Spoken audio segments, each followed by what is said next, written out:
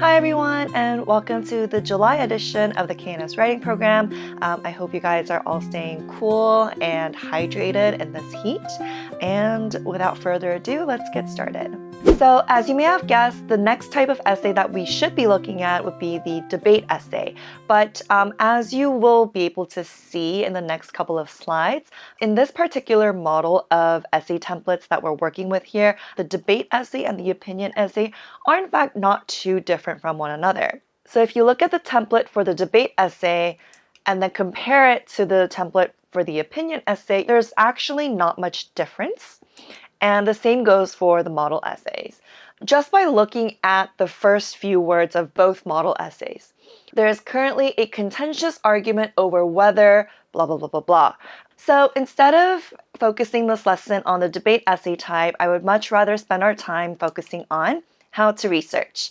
Some of you are already familiar with proper research. However, I do see a lot of students struggle in terms of what kind of information to look for, where to look for that information, and also how to incorporate that information adequately into your essay. The first thing that you want to figure out is, what are you looking for? Are you looking for an expert opinion to support your point? Are you looking for a news report? Are you looking for statistics? Or are you looking for any other type of information, like, for example, an interview done in a survey? And depending on what type of information you're looking for, you need to be looking at different sources to find that information. So although this page does list blogs as an appropriate source of information, you have to make sure that the blog isn't posted just by anyone, right? Remember that not everyone's opinion can be used as evidence. For example, I can't just write an essay saying, brushing your teeth 3 times a day is important for your dental health because my mom said so. I mean, sure, it is important, but who is my mom? Like, how does she know that it's such an important fact? What kind of scientific evidence is it backed up by? Now, that statement would hold a different kind of weight if I had said my mom, who was a dentist, who won, however many awards from however many different countries, says that brushing your teeth 3 times a day is super important for your dental health. Okay, now I'm saying that my mom is not just a regular person, but she's in fact an established professional in her field, so obviously she's very knowledgeable about what she's talking about, right? So that adds credibility to the information that you're giving to the audience. So pay attention to what it says down here. Remember, internet sources are not edited and reviewed like print sources. Anybody can put up anything on the internet, including blogs, right? That's why you have to make sure who the blog is written by. Print sources are reviewed and checked for facts multiple times to ensure quality of publication. So, when you're printing something, it becomes a thing, right? It becomes an actual material thing. That's why people tend to care a little bit more about what they put out there, because once it's printed, you can't edit it, you can't go back, right? Internet sources are a little bit different in that aspect. Internet sources, anything that you publish online, most things can be edited, and so people tend to be a little less careful about what is published online. If you've ever heard your teacher say, don't use Wikipedia for research, that's also because of this reason. Wikipedia is a free encyclopedia. Anyone can log on there and anyone can put up information and edit information before it's reviewed by other users. And so that's why in the academic field, we tend to discourage people from using Wikipedia as a source. Because again, just like blog posts, anyone can put anything. So we're going to take a look at the evaluating sources in the next slide. So another crucial thing to consider when you are doing research is you have to evaluate your sources. Evaluating your sources is super crucial because the world is filled with different information and not all of it is accurate. And the basic questions for evaluating sources is to ask yourself, one, is the source outdated? So outdated means that it's too old, right? And usually you want to take a look at sources that are less than 5 years old. That would be the best, especially in this day and age when everything is exponentially sped up. The amount of information, the amount of new information coming out, the amount of new research coming out is speeding up more and more. So you really want to be looking at sources that are less than 5 years old if possible. If not, less than 10 years old would be good. But anything over 10 years old, you can kind of consider it to be too old and outdated because there's gonna be a new study or new piece of information, or even no new information, but just an update of that fact saying that, oh, you know what, we've done this study again and there hasn't been any new findings. So you should be looking for the most recent source. And the second question that you should be asking is the validity. So that's kind of what we were talking about just before with blogs and Wikipedia and stuff. So who is the author?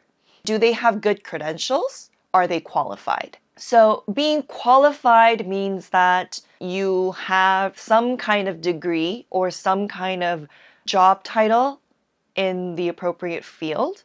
And although this is not always the case, you can kind of safely assume that the more decorated a person is with various awards and recognitions from their field and other peers in their field, the more qualified they're going to be. The third question you should be asking is, can you verify the information in other sources? So, is this information repeated in other sources as well? Or do various sources negate this particular piece of information? Now, if it's the former, you're pretty much good to go. If it's the latter, however, that kind of indicates that you should do more research to find the most accurate information. And moving on. So when you're evaluating your sources, you can use this very easy acronym. Is your source crap? So remember that your source should be current. It should be relevant. The author of the source should have authority. The source should be accurate. And the information should have purpose. So this page shows a variety of sources, and I've listed them in order from high uncertainty to low uncertainty. So obviously you should refrain as much as you can from using the sources with high uncertainty. High uncertainty being we don't really know who the author is. Even if we do know who the author is, are they qualified? Do they have the appropriate credentials? Is the information on these sources accurate? So we want to refrain as much as we can from using blogs, personal websites, and websites of unknown origin. And then you kind of move on. So publications from advocacy groups like political parties, religious organizations, and activist groups. These are also not the safest sources that you want to use. And the reason is because if it's an advocacy group, it means that they're advocating for a specific purpose, a specific point, right? A specific point of view. So, more often than not, the information that they put out there are going to be very skewed and biased towards one perspective. And then the sources that fall kind of in the middle would be high quality mainstream media like national newspapers, news magazines, political and current affair magazines. Mainstream media tends to be a little less risky than just straight out advocacy groups because mainstream media has to reach mainstream, right? Since it has to reach a big audience, they tend to be a little less biased, or at least obviously biased. But as some of you may probably know, a lot of these news outlets and these news companies, they're also owned by big corporations who do have political interests. And many of them actually do end up donating to various political campaigns, either directly or indirectly. So a lot of the news outlets also do have a little bit of a less obvious, more subliminal bias. So that's why you kind of still have to watch out for the biases here. However, the information, the facts that they put out tend to be fact-checked, because they're going to get into a lot of trouble if they put out something and it turns out not to be true. So in that respect, the facts alone are pretty trustworthy. However, when you do look at media from news outlets, make sure to look at a variety of articles on the same topic from different news companies. And now we're kind of in the safer zone. So books by experts and some government websites, these are lower in uncertainty. So the government websites are safer than political websites, just because the government websites, they don't really have too much of a political agenda per se.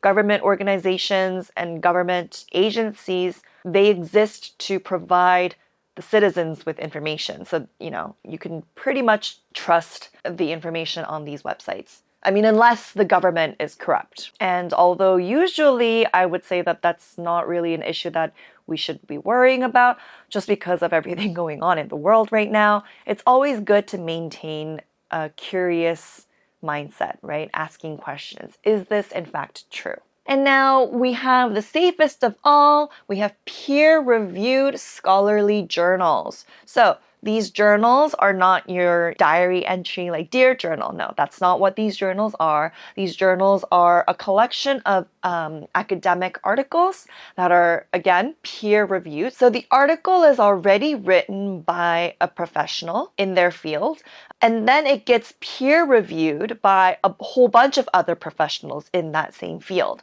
Now, some of them may hold the same view as the author, and some of them may hold opposing views of the author.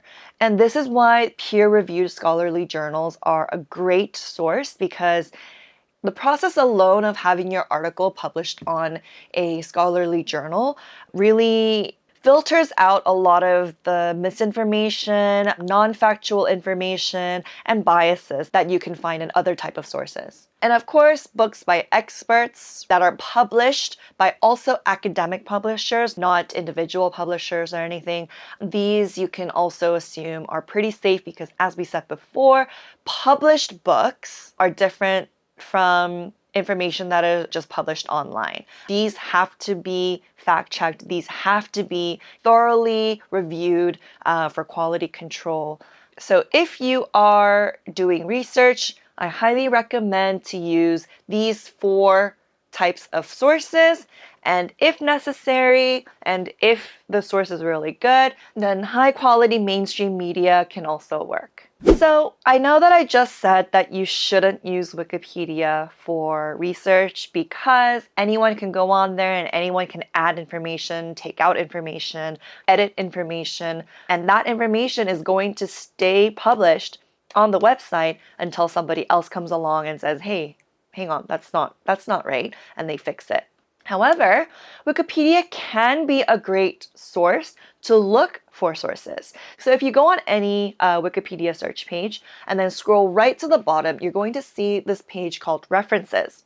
And now the references section on Wikipedia pages is where all the sources that all the contributors of this Wikipedia article used for their own research. So Wikipedia can basically work as a source bank. You should never directly quote from Wikipedia. You should never directly use information that's published on Wikipedia. However, you can scroll down and you can take a look at the list of references. Some of them are going to be printed books and are only available on print, which is a little more difficult to access. However, a lot of the sources are digitized. Even if it was originally a printed source, in this digital age, a lot of effort has been made to make print sources digitized and put on the internet. So if you click on article links like this, it's going to redirect you to the internet page where this particular contributor accessed information from, and you can use the source from there. Now, remember that again, just because it's on Wikipedia doesn't promise that it's going to be accurate or current. So you always have to use the CRAP rule to make sure that your sources are going to be usable. So for this essay, I am going to ask you to cite your information. And first of all, let's take a look at what kind of information you should be citing. So you can easily follow this web to figure out whether or not you should be citing a particular piece of information. So first you ask yourself, is the information, data, or opinion your idea, your own idea? If the answer is no, then you move on to, is the information common knowledge? For example, do at least 5 credible sources have the information without citing? An example of common knowledge information would be South Korea is a country in Asia. Okay, well that's a fact. Everybody knows that, or if not, everybody should know that. And so that kind of information that's just general knowledge, you don't have to cite. And so if it's not common knowledge, you move on to, are you copying the source exactly, putting it in your own words, sentence by sentence, or reporting a lot of information in a few lines?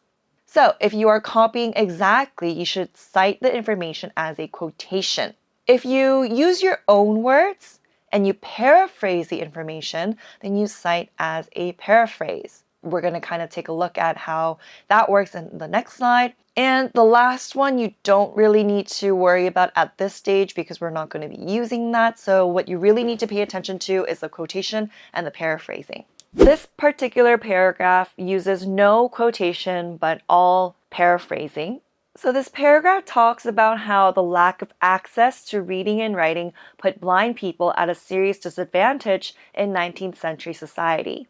And then it uses 2 pieces of information, and they cite it because it wasn't their own idea, but rather they found it elsewhere. So the first piece of information is that text was one of the primary methods through which people engaged with culture, communicated with others, and accessed information. Without a well-developed reading system that did not rely on sight, blind people were excluded from social participation.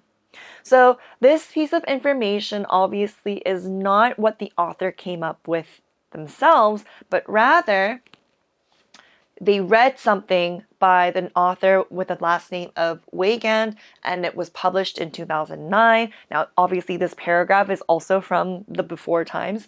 So the publishing year of 2009 would have still been current.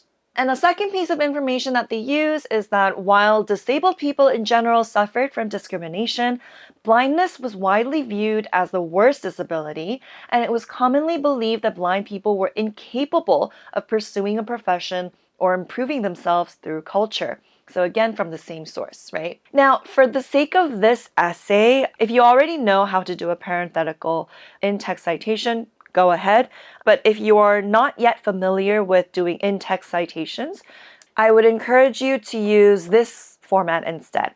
Instead of writing the author's last name with the publication year, I want you to rather do, according to French historian Zina Weigand. So we know from this introduction who this person is, right? Oh, she's a French historian, so she knows what she's talking about. She knows history. History is her expertise. So after you explain for the first time who your source is and explain their credentials and prove that whatever information they say is trustworthy, you don't have to continuously repeat their credentials again and again. You can just state their name. So for the July topics, for each one of these topics, it doesn't matter which topic you choose, you should include at least one piece of research, which can be a statistic, a case study, an expert opinion, or any other relevant information that is not your own idea. So the first topic is, and there is a typo here, sorry, that's my mistake. What one class should all high school students be required to take and pass in order to graduate? And the second topic, are art critics worth listening to? Third topic, is conflict necessary for change? And the fourth topic, do the costs of AI outweigh the benefits? For the first topic, maybe you can look to see if you can find any studies on psychological effects of certain school subjects on students. For the second one, I would probably look for expert opinion because that's not something that you can really empirically measure. The third topic, I would look for historical case studies and maybe other expert opinion by historians or perhaps even politicians. And for the fourth topic, I would definitely be looking at some numbers to back up your point. because you're trying to weigh the cost and benefit of AI. And so when you're weighing something, it's easiest to try to quantify the benefits and quantify the costs and try to see where both of them land. So that's it for today's video. I hope you learned some new skills, some new information. I hope this video helps you get your research started, and I look forward to reading your essays. All right, bye!